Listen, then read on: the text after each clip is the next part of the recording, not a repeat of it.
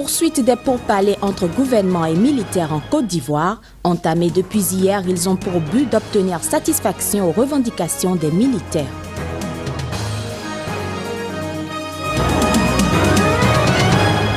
Nommé Premier ministre du Burkina, Isaac Zida demande au peuple burkinabé de soutenir son gouvernement.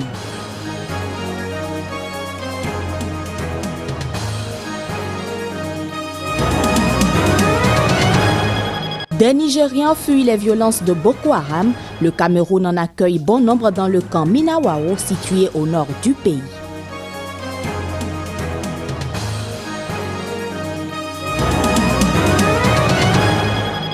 Mesdames, Messieurs, bonsoir et merci de nous rejoindre pour ce nouveau rendez-vous de l'information.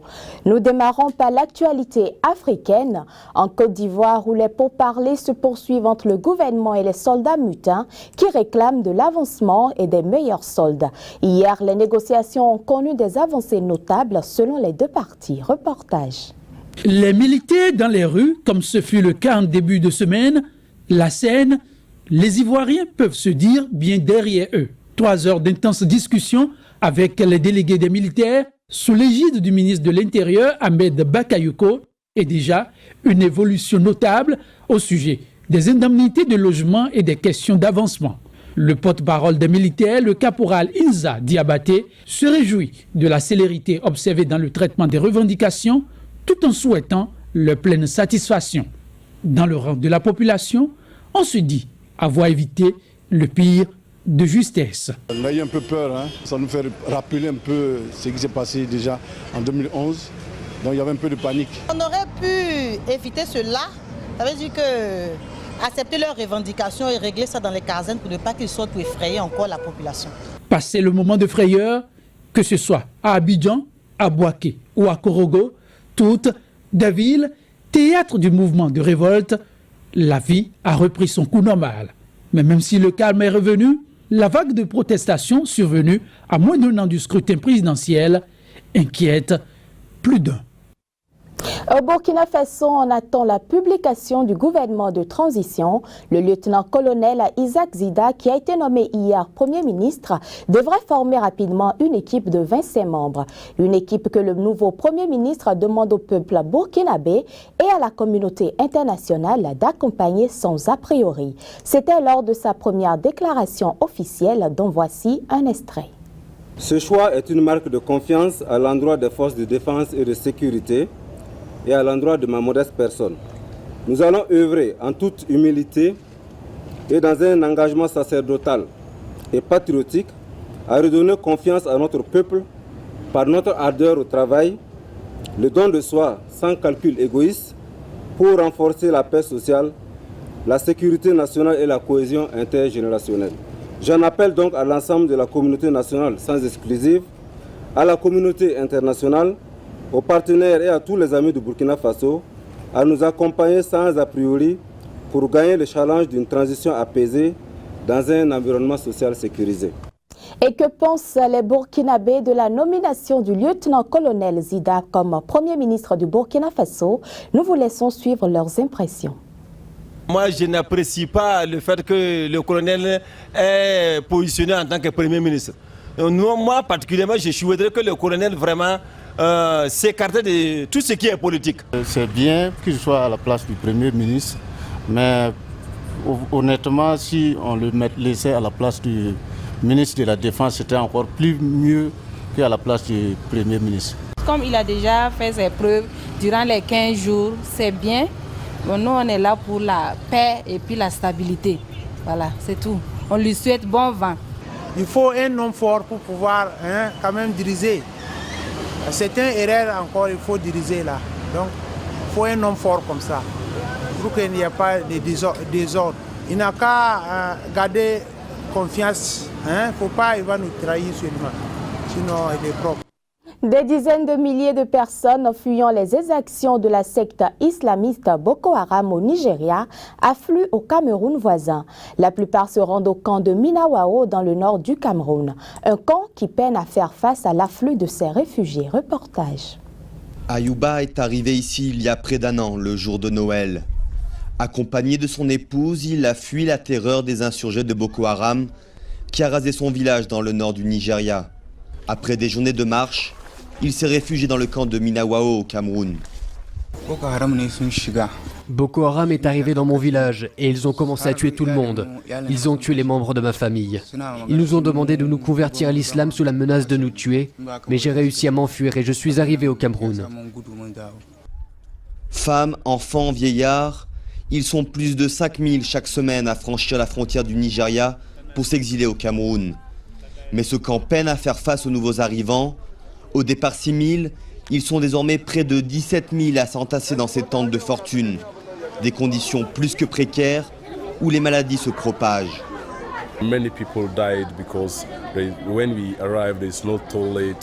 Beaucoup de personnes meurent. Quand ils arrivent, il n'y a pas de toilettes. Et les personnes font leurs besoins dehors. Les mouches transmettent les maladies. Les gens cuisinent et font leurs besoins dehors. C'est terrible. Les maladies se propagent et nous perdons beaucoup d'enfants. Des enfants au destin brisé. Manque de nourriture, de soins et de réconfort. Les enfants représentent plus de la moitié de la population du camp. Leur éducation est un véritable défi. Il n'y a pas de professeurs. Il y a 1500 élèves à l'école primaire et il y a seulement 6 professeurs. Comment peuvent-ils enseigner ?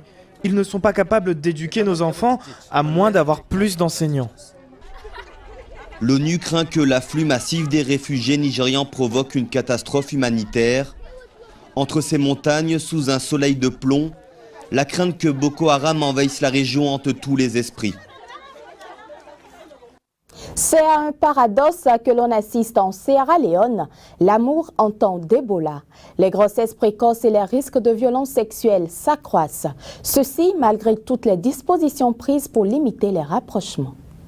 La fermeture des écoles, des stades, des cinémas, des lieux de concert et l'interdiction de tous les rassemblements publics afin d'éviter la propagation du virus Ebola laissent une jeunesse oisive et découragée, coupée de tout divertissement. Si le principe éviter les contacts corporels est acquis et bien intégré par la population, cette dernière ayant renoncé à la poignée de main et aux accolades, il s'arrête au seuil de l'intimité. L'épidémie d'Ebola en Afrique de l'Ouest déclenche une réplique inattendue. Les grossesses précoces s'accroissent et les indices d'une hausse des violences sexuelles se multiplient. Un constat paradoxal.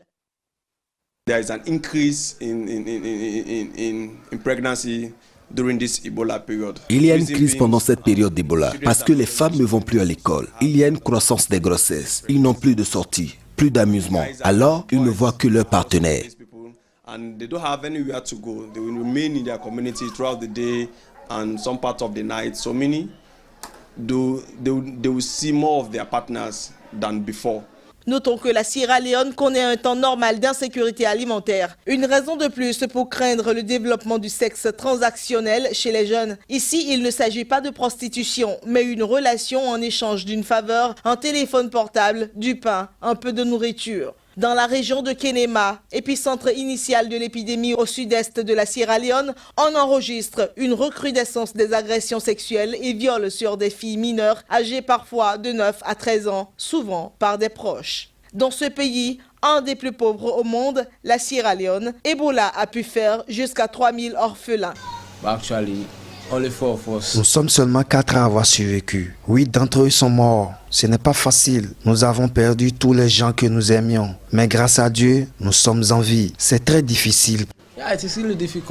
Une estimation de l'UNICEF qui essaie d'organiser avec ses partenaires un soutien pour ces foyers désagrégés. Je pense que oui, nous allons certainement voir un impact sur le nombre d'orphelins de plus en plus. Mais il est très difficile de dire combien techniquement pour le moment. Je sais que le ministre des Affaires sociales a enregistré dans la base de données environ 1000 orphelins pour le moment. Mais nous estimons que cela pourrait être entre 1000 et 5000.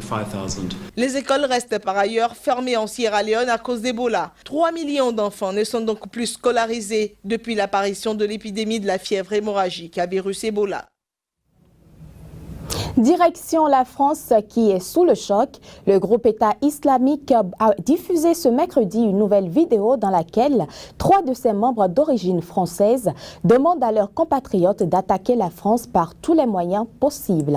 Ces 3 hommes qui se faisaient appeler par des prénoms arabes ont brûlé leur passeport français devant la caméra.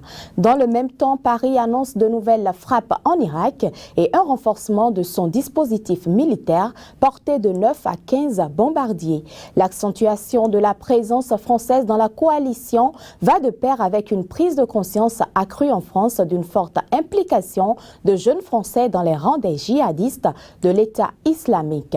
Plus d'1 millier de Français sont concernés par le phénomène djihadiste en Syrie, a reconnu mercredi le Premier ministre Manuel Valls.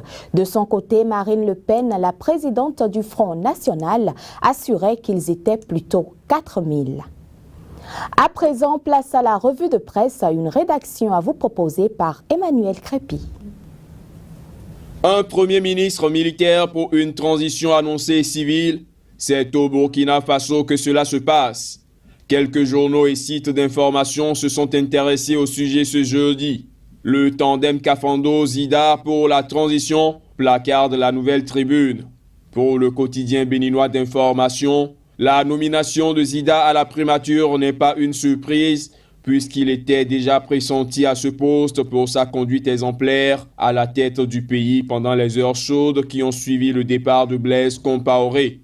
À peine nommé, le lieutenant-colonel Zida tente de rassurer, fait lire Jeune Afrique, qui estime que sa désignation semble en effet contraire aux vœux affichés par la communauté internationale qui souhaitait une transition strictement civile.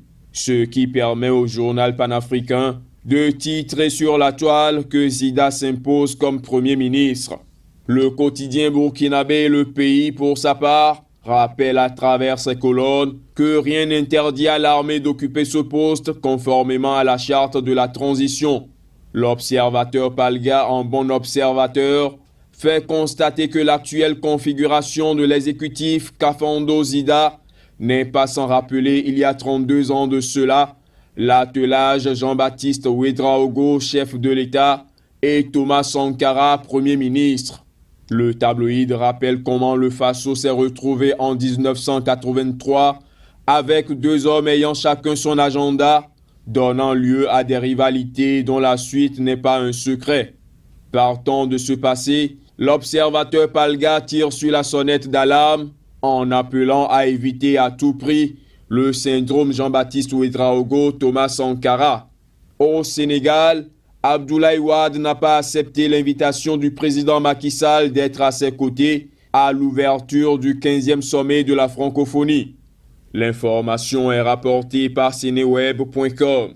Le site sénégalais d'information nous apprend que le pape du Sopi a profité de l'invitation à lui adressée par le président Macky Sall pour dire tout le mal qu'il pense de sa méthode.